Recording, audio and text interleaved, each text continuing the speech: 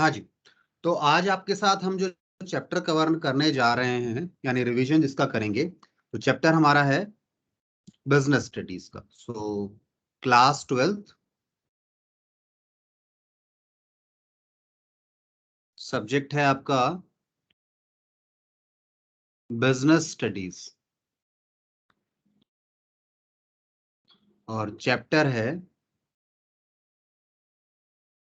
1, nature and significance. Nature and significance, nature and significance of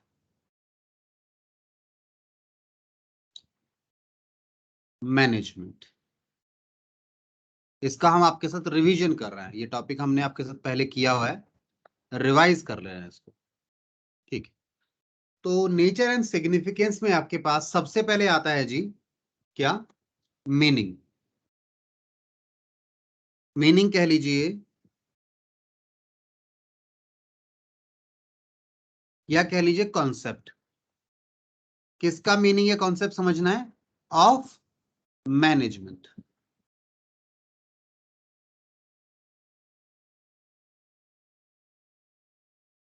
तो management का जो meaning है या कॉन्सेप्ट है वो क्या कहता है?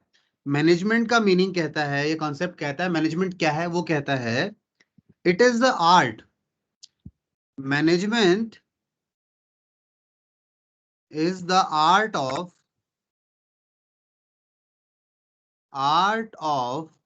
getting the things done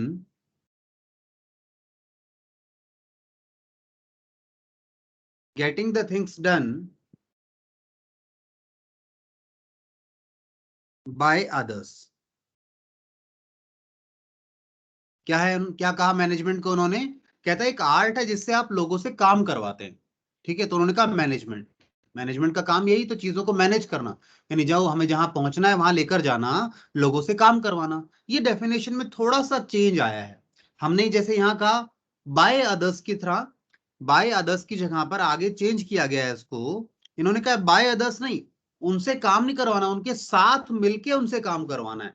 तो डेफिनेशन में थोड़ा सा चेंज किया गया और उन्होंने बोला, नया क्या मीनिंग बोला इसको?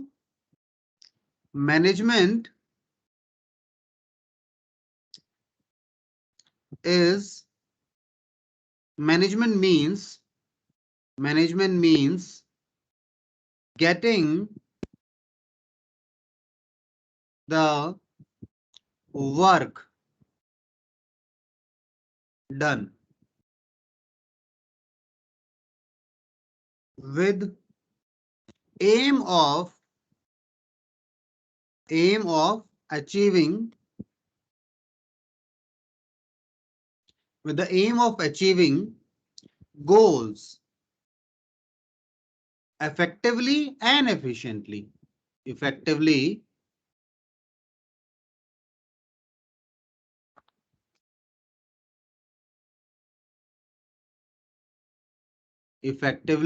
and efficiently। तो दो चीजें ध्यान रखनी है। आज के समय हम मैनेजमेंट को क्या कहते हैं? मैनेजमेंट क्या है? एक प्रोसेस है। मैनेजमेंट मींस या management is the process of, आप इसे यहां थोड़ा चेंज करना चाहें तो आप ऐसा भी लिख सकते हैं, management is the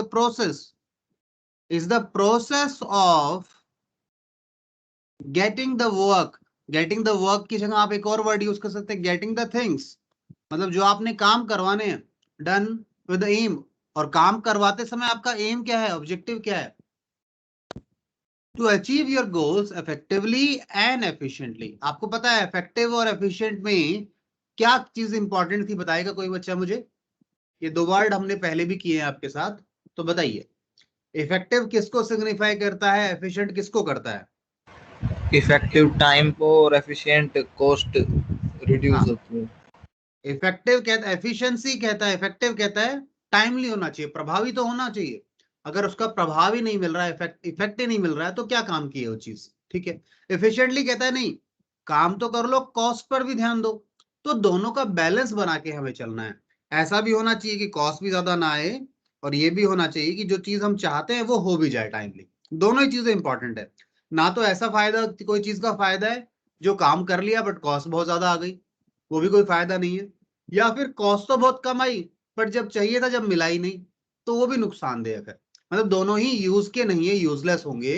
so you have to take these two things into mind कि आप जब काम करवाते हैं, मैनेजमेंट जब लोगों से काम करवाता है, जब मैनेजमेंट होता है, तो वहां पे दोनों ही चीजें इंपॉर्टेंट हैं।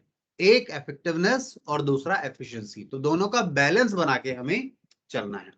आई बिलीव ये बात क्लियर है। यहां तक बात समझ में आती है तो आगे चल सकते हैं, बताइए। Yes sir. ठीक है, अगला हम आपके साथ बात कर रहे हैं इसी चैप्टर में। नेक्स्ट हमने पढ़ा था आपके साथ फंक्शंस।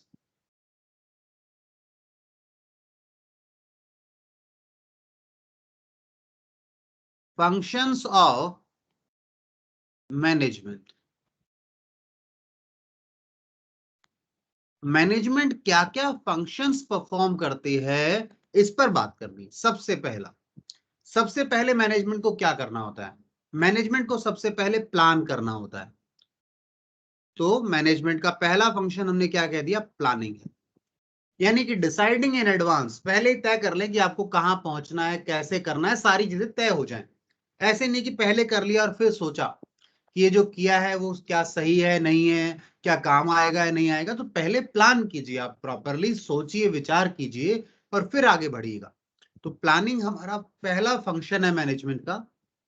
ठीक है, प्लानिंग के बाद जो नेक्स्ट फंक्शन है, बताइए क्या है प्लानिंग के बाद नेक्स्ट फंक्शन? ऑर्गेनाइजिंग।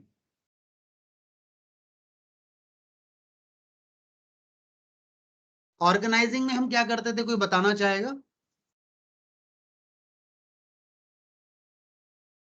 बताइए बेटा।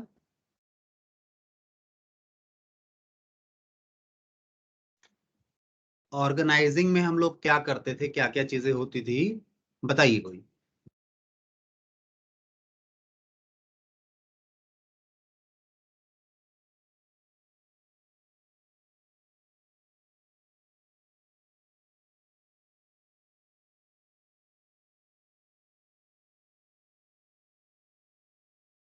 मैं वेट कर रहा था, ऑर्गेनाइजिंग में क्या क्या चीजें थी, आप लोगों का जवाब चाहिए।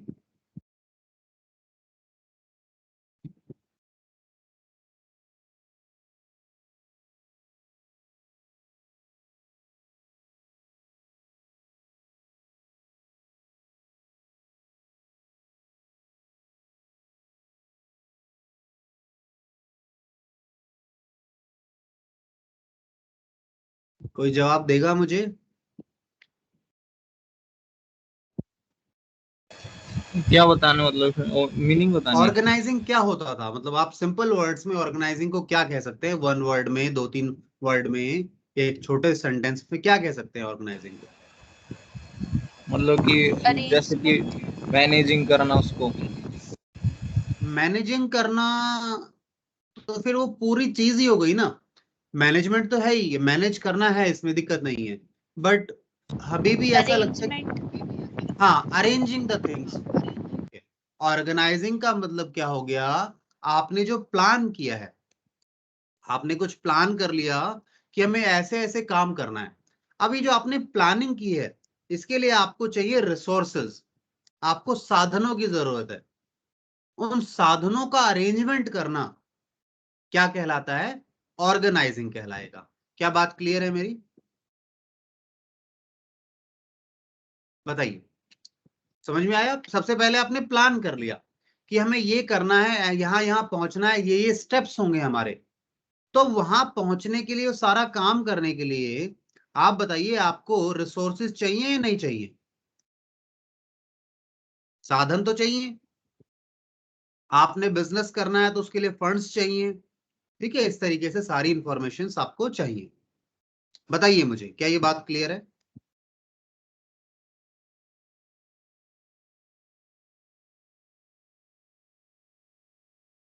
यस आगे, सर।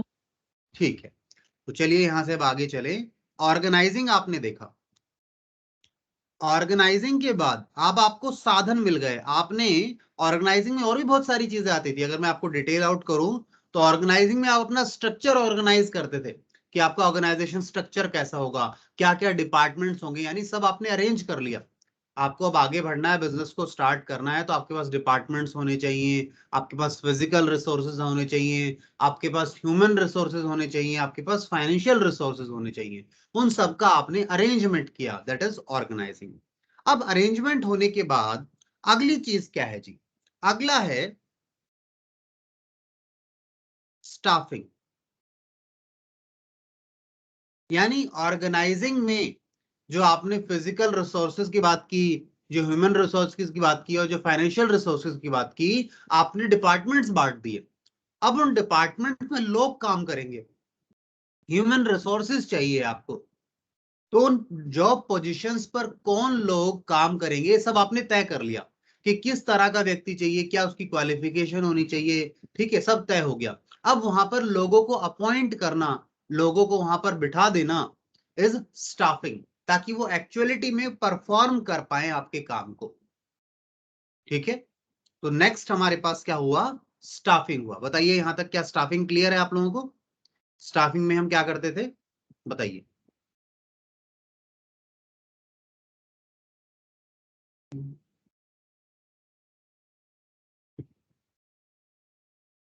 बताइए बेटा, स्टाफिंग कुछ क्लियर हुआ? आगे चल सकते हैं कि यहां से?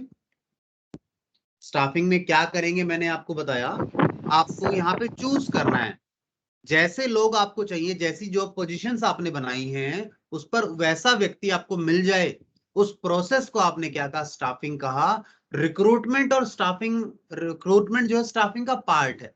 कई लोगों को लगता है रिक्रूटमेंट करना मतलब क्या होता है? लोगों को ज्वाइन करा देना, अपॉइंट कर लेना। नहीं, रिक्रूटमेंट स्टाफिंग का एक पार्ट आएगा जिसे हम कहेंगे, ये मैं आपको यहाँ लिख देता हूं। यहाँ एक तो रिक्रूटमेंट होगा, एक वर्ड आपके पास आएगा, इस वर्ड को ध्यान रखना, रिक्रूटमेंट। रिक्रूटमेंट का मतलब क्या होता है, कोई बताएगा मुझे? हमने स्टाफिंग में के बारे में जब डिस्कशन किया था तो बात की थी इस पर। चैप्टर नहीं पढ़ा है, ध्यान रखिएगा, हमने अभी ऑर्गेनाइजिंग तक पढ़ा हुआ है हम लोगों ने। हायर करना सर। हायर करना नहीं है, थोड़ा सा ये जब तक आपने नहीं पढ़ा ना इसको लगता है हायर करना। हायर बेटा रिक्रूटमेंट के बाद ना सिलेक्शन होते हैं, यहां हायरिंग की बात आती है।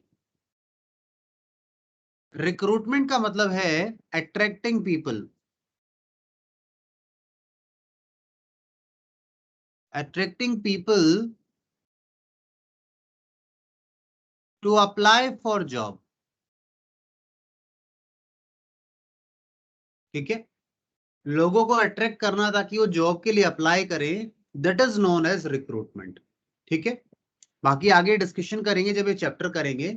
हमने आपके साथ विदाउट जब चैप्टर कवर किए थे तो वहां भी ऑर्गेनाइजिंग तक कवर किया था। ठीक है, यानी 5 ही चैप्टर हुए थे, तो अभी हम स्टाफिंग पे आए नहीं है, वहां जब आएंगे तो और अच्छे से क्लियर हो जाएगी ये बात। फिर भी मैंने अभी आपको बताया।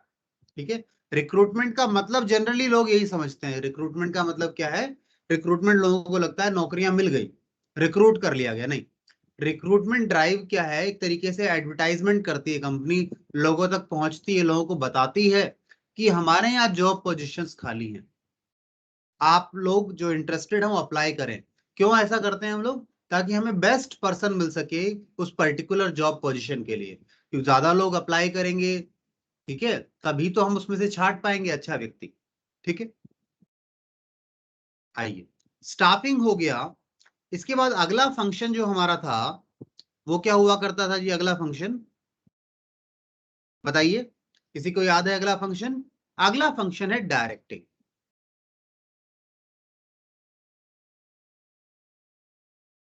डायरेक्टिंग है, और उसके बाद एक फंक्शन और है आपके पास, लास्ट फंक्शन हम जिसे कह रहे हैं वो है जी कंट्रोलिंग।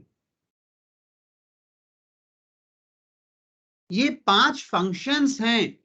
आपसे पूछ ले कभी भी वर्ड ये आ जाए ना, कीवर्ड ये है आपका यहाँ, ये वर्ड फंक्शन आ जाए तो वो कहेगा कि आप बताइए फंक्शन कौन सा है इसमें। तो जब फंक्शन की बात करें तो ये 5 नाम ही आपके दिमाग में आने चाहिए, ध्यान रखिएगा। वो फंक्शन पूछे और आप कुछ और लिख कर आ जाएं तो दिक्कत आ सकती है। तो ये पांचों फंक्शन को याद रखना है। These are the functions of management, जो फंक्शंस मैनेजमेंट परफॉर्म करता है। मैनेजमेंट प्लान करता है, ऑर्गेनाइज करता है, स्टाफिंग करवाता है, ये सब मैनेजमेंट का काम है। डायरेक्शंस भी देता है और आखिरी में कंट्रोल भी करता है, देखता भी है कि जो बताया गया वो हो रहा है नहीं हो रहा है, उसमें कोई डेविएशंस तो नहीं है, ताकि हम अपने एंड रिजल्ट को पूरा कर सके। अब बात आती है डायरेक्टिंग की। डायरेक्टिंग, तो डायरेक्टिंग में क्या करते थे? डायरेक्टिंग में काफी चीजें होती थी। गिविंग इंस्ट्रक्शंस देना अपने, ठीक है, अपने स्टाफ को, सबऑर्डिनेट्स को इंस्ट्रक्शन देना, उन्हें गाइड करना, उन्हें मोटिवेट करना, ठीक है, काम के लिए। ये सब क्या आता है कि इसमें क्या सब डायरेक्टिंग में आता है, ठीक है। तो ये डायरेक्टिंग चैप्टर है जो आगे आपके साथ हम पढ़ने वाले हैं, डिटेल में चर्चा करेंगे वहां पर। Then controlling. कंट्रोलिंग में क्या करते थे? कंट्रोलिंग के बारे में अगर बोले तो आसान सी बात है। कंट्रोलिंग में हम करते थे, हम कंपैरिजन करते हैं।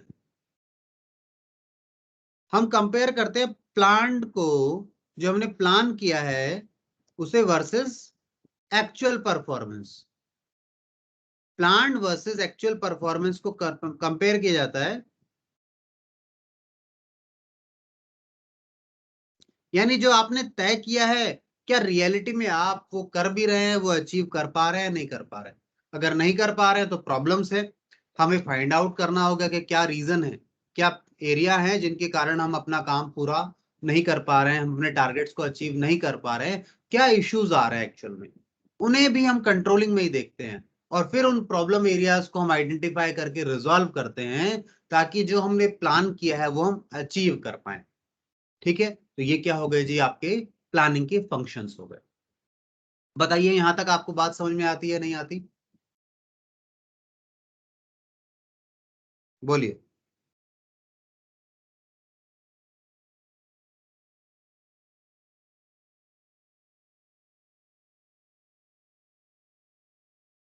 बताइए बेटा। Yes sir. ठीक है, यहां तक चलिए। यस अब सर। आगे चलें यहां से। फंक्शंस के बारे में हमने डिस्कशन कर लिया, अब हम लोग आगे चलेंगे यहां से।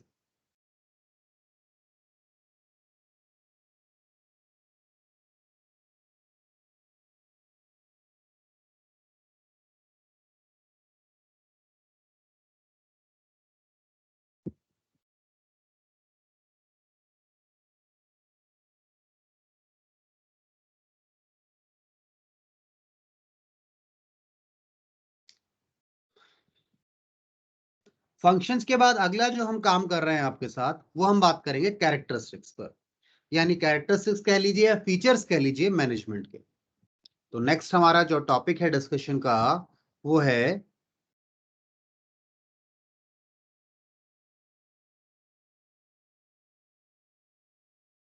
कैरेक्टरिस्टिक्स या फिर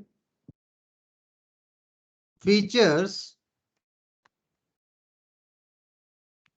ऑफ मैनेजमेंट।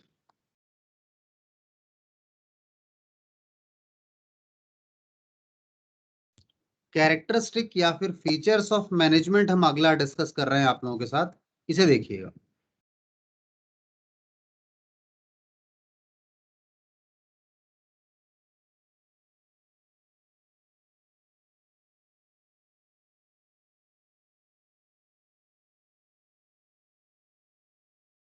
चलिए जी।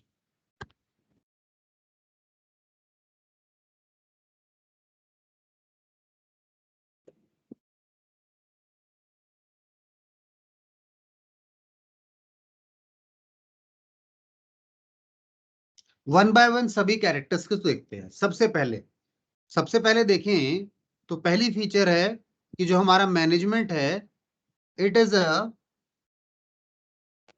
Goal oriented.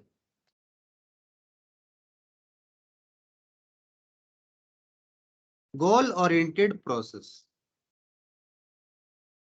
क्या है जी? पहला फीचर क्या है मैनेजमेंट का, कि मैनेजमेंट जो है वो गोल ओरिएंटेड प्रोसेस है।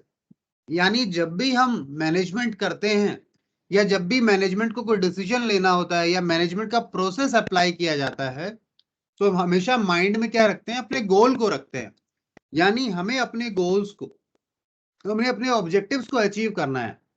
तो उसके लिए हमें क्या करना चाहिए, उन्हें कैसे अचीव करें, हमेशा मैनेजमेंट के माइंड में ये बात हमेशा सामने होती है।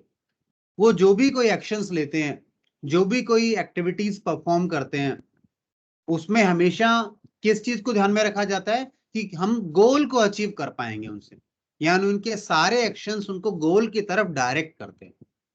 इसीलिए क्या कहा गया है, मैनेजमेंट को बोला गया है कि management is a goal oriented process, यानी हमारे जो गोल्स को है अचीव करने के लिए किया जाता है, उन्हीं की तरफ ध्यान होता है इनका। बताइए, ये पॉइंट क्लियर है क्या? बोलिए जी।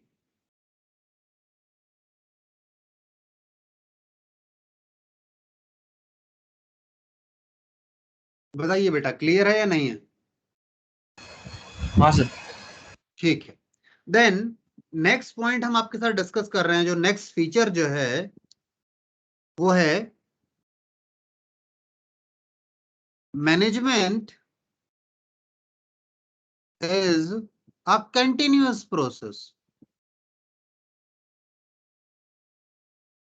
Management is a continuous process.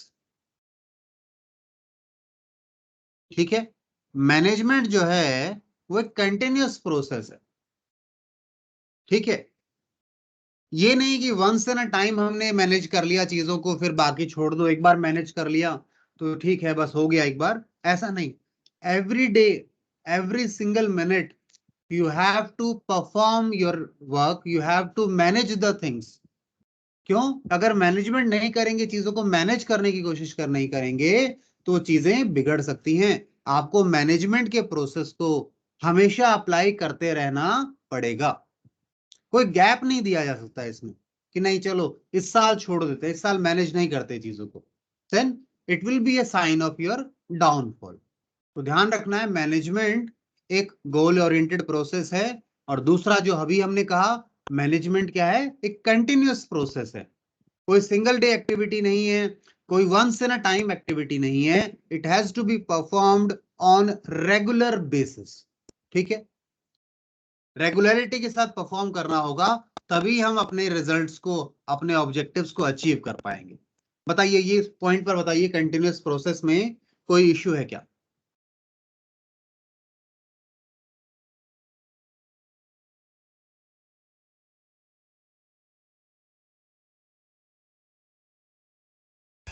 नहीं सर। ठीक है, तो आगे चलते हैं। इसके बाद नेक्स्ट जो हमारे पास है feature is management is all pervasive. Pervasive का मतलब क्या है?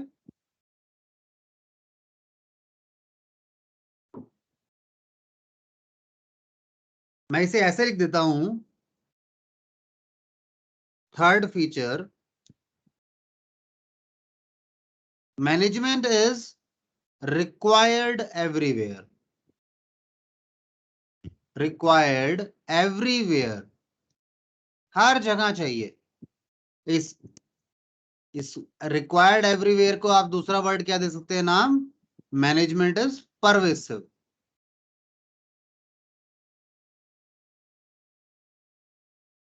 ठीक है जी, परवेसिव नेचर है।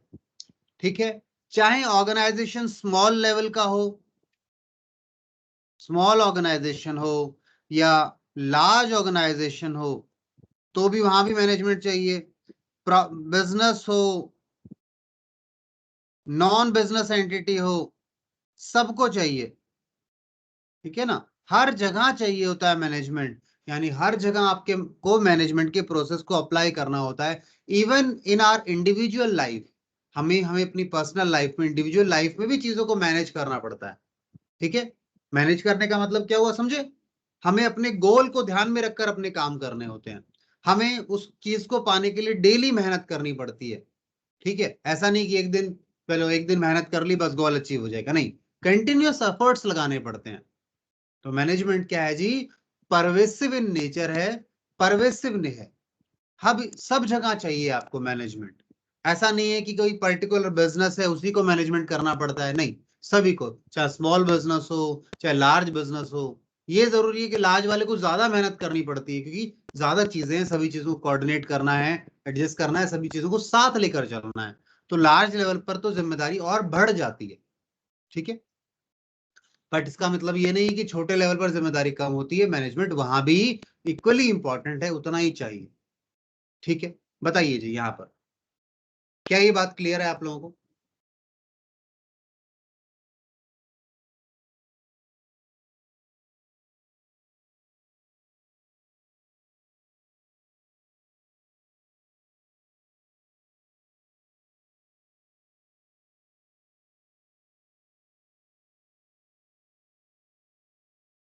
आगे चल सकते हैं यहां से हम? बताइए आप लोग, अगर बात समझ में आई तो आप अपनी बुक को एक बार रेफर कर सकते हैं साथ में, अगर आपको लगे कि किसी बच्चे को कुछ और पूछना है, then you can simply refer to your book.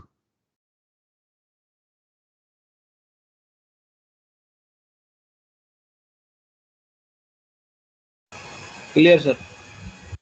ठीक है जी, आगे चलते हैं फिर यहां से हम लोग।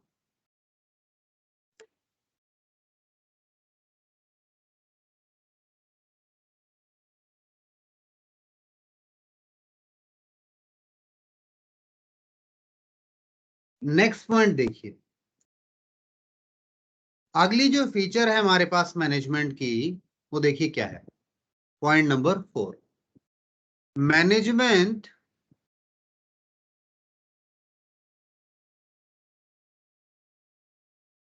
is an intangible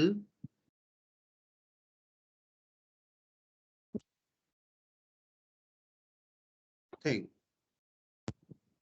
मैनेजमेंट क्या है? एक इंटेंजिबल थिंग है या इंटेंजिबल फोर्स है, ऐसा भी लिख सकते हैं आप, इंटेंजिबल फोर्स है। यानी इस फोर्स को, जो आपकी मैनेजमेंट की, जो आपकी आप मैनेज करते हैं चीजों को, वो इंटेंजिबल है, दिखता नहीं है व्यक्ति मैनेज करते हुए। हमेशा आप नहीं कह सकते कि कोई व्यक्ति कौन मैनेज कर रहा है, व्यक्ति देख लिया आपने, बट इस प्रोसेस को नहीं देख सकते, ठीक है। मैनेजमेंट के प्रोसेस को देखा नहीं जा सकता, इसे अनुभव किया जा सकता है। फिजिकल एग्जिस्टेंस नहीं है इसका कि नहीं देखो ये जी मैनेजमेंट रखा। लोग जो मैनेज कर रहे हैं उन्हें मैनेजमेंट का पार्ट कह दिया गया, उन्हें कहा मैनेजर्स कह दिया गया। बट मैनेजमेंट क्या है? वो एक इंटेंजिबल फोर्स है, जिसे आप फिजिकली नहीं देख सकते, उसे फील कर सकते हैं, उसकी प्रेजेंस को। अगर चीजें अच्छे से हो रही है तो आप कहते हैं we have a good management here, चीजें बहुत बढ़िया तरीके से की जा रही हैं, सब कुछ बढ़िया है, यानी अच्छा मैनेजमेंट है चीजों का, ठीक है। तो मैनेजमेंट क्या कहलाया जी? इंटेंजिबल आपके लिए फोर्स कहलाया, ठीक है। देन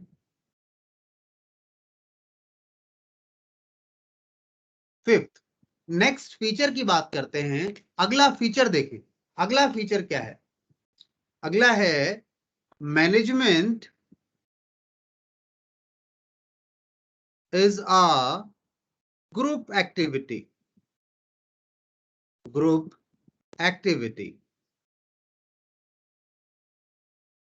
ठीक है। कोई सिंगल पर्सन की एक्टिविटी नहीं है, ग्रुप की एक्टिविटी है। अब ग्रुप की एक्टिविटी का मतलब क्या हो गया जी? यहाँ पे कोई बताना चाहेगा मुझे? ग्रुप एक्टिविटी से मेरा मतलब क्या है?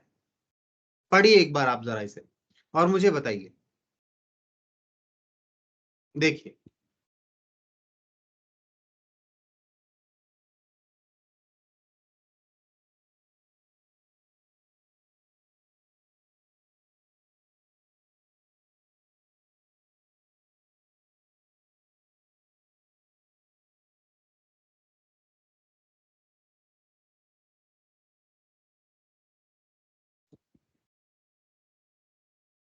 जल्दी से एक बार पढ़िए इस पॉइंट पॉइंट को, समझ में आता है कि आप लोगों को ये, आप लोगों को समझाना है मुझे।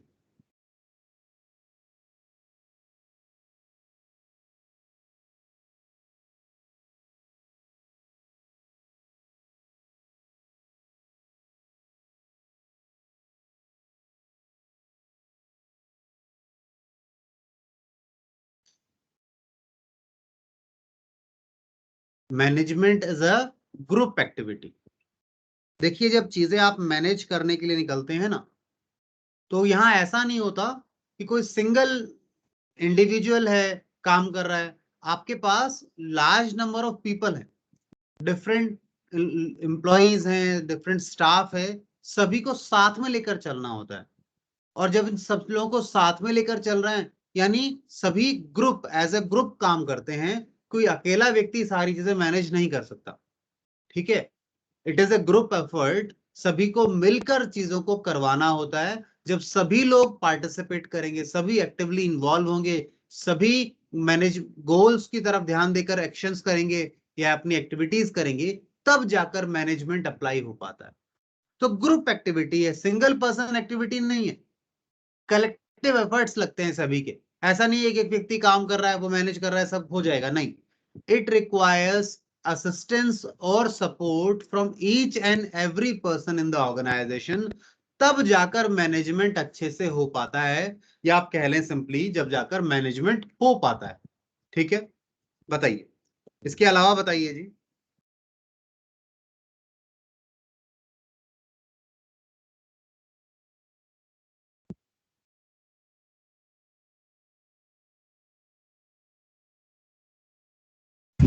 Team work. हाँ, टीम वर्क कह सकते हैं इसे, ग्रुप एक्टिविटी है, या आप इसे बिल्कुल दूसरा वर्ड, बिल्कुल सही वर्ड है ये, टीम वर्क है ये। क्योंकि ग्रुप से क्या बना, टीम बन गया आपका, और एक्टिविटी का मतलब क्या हो गया, वर्क हो गया। तो दोनों आप वर्ड चेंज कर सकते हैं, टीम वर्क है, सिंगल पर्सन नहीं कर सकता कुछ भी इसमें, सभी को मिलकर गोल्स की तरफ काम करने की जरूरत है, तब जाके मैनेजमेंट पूरा हो पाता है। अगली पॉइंट देखिए, पॉइंट नंबर 6 देखें, management is a dynamic function. Management is a dynamic function.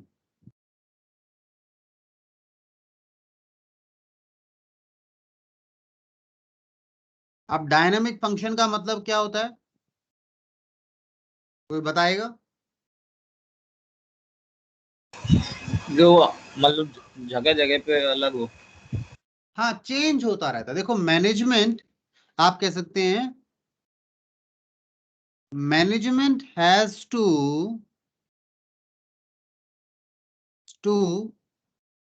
Continuously monitor the changes in business environment।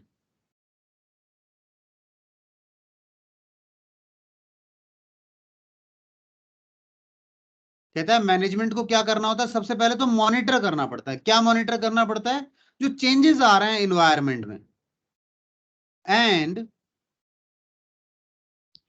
adapt itself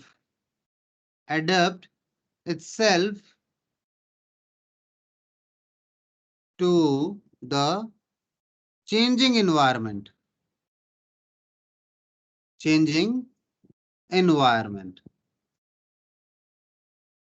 यानी कि जो एनवायरनमेंट में चेंजेस आ रहे हैं, पहले तो देखना है मैनेजमेंट को, क्या कोई चेंज तो नहीं आ रहा है एनवायरनमेंट में, क्या बिजनेस वर्किंग में, क्या कोई थ्रेट का कोई अपॉर्चुनिटी, इस तरह से तो कुछ नहीं आ रहा है बाहर से। और अगर कुछ भी आ रहा है तो अपनी स्ट्रेटेजी को उसे बदलना पड़ेगा, अपने वर्किंग स्टाइल को मैनेजमेंट को बदलना पड़ेगा। ठीक है, यानी अपने आप को डायनेमिक बनाना पड़ेगा, उस एनवायरनमेंट में जो चेंजेस आ रहे हैं उसके अकॉर्डिंगली अपने आप को बदलने के लिए उसे डायनेमिक होना पड़ेगा, ताकि उस चेंज के अकॉर्डिंगली हम रिस्पॉन्ड कर सकें और अपने आप को आगे बढ़ा सकते हैं, बिजनेस में सरवाइव कर सकें। तो डेली नए चेंजेस आते हैं। अब एक कंपनी है वो जो देख ही नहीं रही चेंजेस को, तो वो आउटडेटेड हो जाएगी, लोग उसको प्रेफर नहीं करेंगे, क्योंकि ना तो नए प्रोडक्ट ला रही है, नई डिमांड के अकॉर्डिंग काम नहीं कर रहे, तो वो आउटडेटेड कहलाएंगे, बिजनेस से आउट हो जाएंगे। तो डायनेमिक फंक्शन है, एक ऐसा फंक्शन है जो कि कंटिन्यूअसली नए चेंजेस को देखकर अपने आप को अडॉप्ट करके आगे बढ़ता है। ठीक है, मैनेजमेंट, बताइए। इसके बाद हमारे पास एक लास्ट पॉइंट और है फीचर्स में। पहले तो ये बताओ, management is a dynamic function समझ में आया या नहीं आया? आ गया। ठीक है, सभी बच्चों को आया क्या? बाकी बच्चे भी देखिए पार्टिसिपेट कर रहे हैं क्या? हाँ जी, पलक बेटा। आ गया सर। ठीक है, आयुष?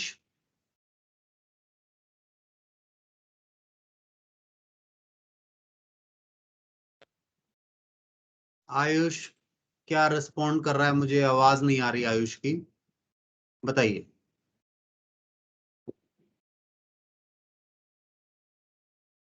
अच्छा मुस्कान बेटा, समझ में आ रही है बातें?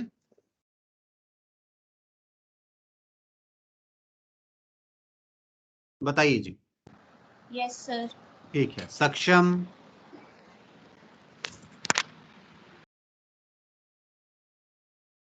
अंशिल?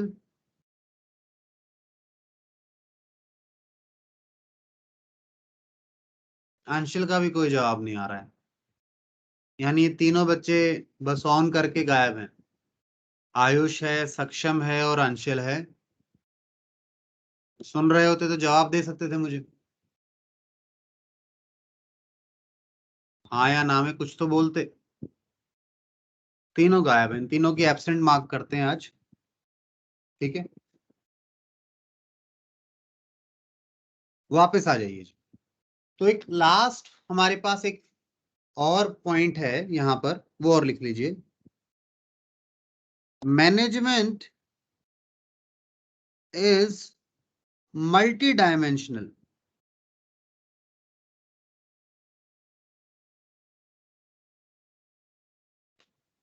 Multi dimensional.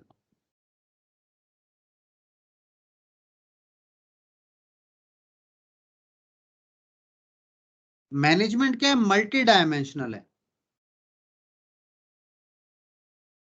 जैसे यहां पे आपको मल्टी डायमेंशनल क्यों कहा गया? Because we have to manage. आपको क्या किस चीज का मैनेजमेंट करना है? मैनेजमेंट ऑफ वर्क करना है, यानी ऑपरेशंस का मैनेज करना है।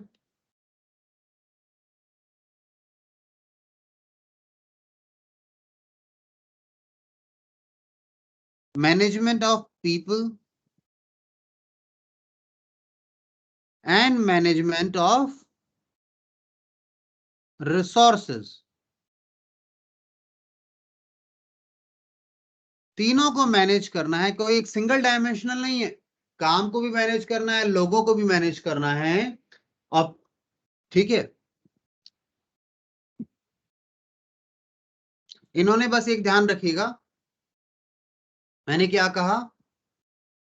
आपको काम को मैनेज करना है, यानी जो आपके ऑपरेशंस हैं उन्हें मैनेज करना है, लोगों को मैनेज करना है और अदर रिसोर्सेज को भी मैनेज करना है। अब भाई पीपल यहां आ गए तो यहाँ पे बाकी रिसोर्सेज क्या आ जाएंगे? लेट्स सपोज आप कह सकते हैं आपके पास फाइनेंस जो है इसे मैनेज करना है आपने। आपके पास इसके अलावा और जो फिजिकल रिसोर्सेज हैं उन्हें भी मैनेज करना है, फिजिकल रिसोर्सेज को। ठीक है जी, क्या ये बात क्लियर है सही बच्चों को?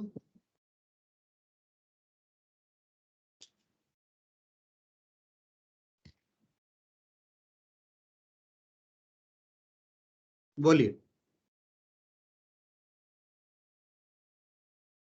बताइए बेटा। मैनेजमेंट मल्टी डायमेंशनल क्यों कहलाता है? हमने फीचर कहा, मैनेजमेंट क्या है? मल्टी डायमेंशनल है। तो क्यों है, क्या कारण है, वो यहां हमने लिखे। क्योंकि मैनेजमेंट आपको लोगों का मैनेजमेंट भी करना है, काम का मैनेजमेंट भी करना है, और जो रिसोर्सेज बच गए यानी फिजिकल एंड फाइनेंशियल रिसोर्सेज को भी आपको मैनेज करके चलना है। तो कोई सिंगल डायमेंशन को टिक नहीं करता, ये फॉलो नहीं करता, काफी डायमेंशनल है, मल्टी डायमेंशनल है। ठीक है, नेक्स्ट हमारे पास जो टॉपिक है आपका, वो देखिए क्या, वो है ऑब्जेक्टिव्स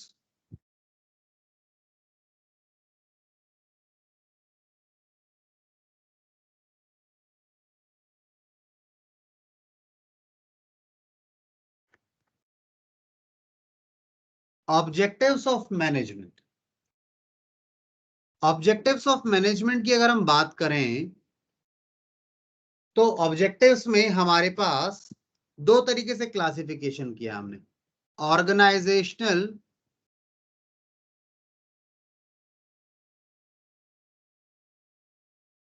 कुछ ऑर्गेनाइजेशनल ऑब्जेक्टिव्स हैं, यानी कुछ ऑब्जेक्टिव्स ऑर्गेनाइजेशन के हैं, और हमारे पास कुछ, अच्छा एक वो भी रह गया ना, सॉरी, ऑर्गेनाइजेशनल ऑब्जेक्टिव्स हो गए, कुछ सोशल ऑब्जेक्टिव्स हो गए, 3 रखेंगे। सोशल ऑब्जेक्टिव्स हैं कुछ, और एक हमारे पास है पर्सनल ऑब्जेक्टिव। मैंने 2 बोल दिए गलती से आपको, 3 है पर्सनल ऑब्जेक्टिव्स। ये 3 तरह के ऑब्जेक्टिव्स होते हैं एक ऑर्गेनाइजेशन के, कुछ ऑर्गेनाइजेशन के खुद के, कुछ सोसाइटी की तरफ, कुछ पर्सनल यानी एम्प्लॉयज की तरफ। इन 3 ऑब्जेक्टिव्स को ध्यान में रखती है एक ऑर्गेनाइजेशन। ठीक है, तो एक काम करते हैं, अभी के लिए, आज के लिए हम अपने टॉपिक को यहीं पर रोकते हैं। ऑब्जेक्टिव्स को हम अगली क्लास में आपके साथ कंटिन्यू करेंगे। आप फिलहाल के लिए क्या कर सकते हैं, फिलहाल के लिए आप ब्रेक ले सकते हैं, और नेक्स्ट क्लास में आपसे मिलेंगे, यानी कल। ठीक है जी, ओके यहाँ सर। तक का आप एक बार दोबारा गो थ्रू कीजिएगा, line by line, word by word, ताकि चीजें कोई स्किप हो रही हो, कोई चीज ध्यान नहीं आ रही हो, तो कवर अप हो जाए। ठीक है, बताइए।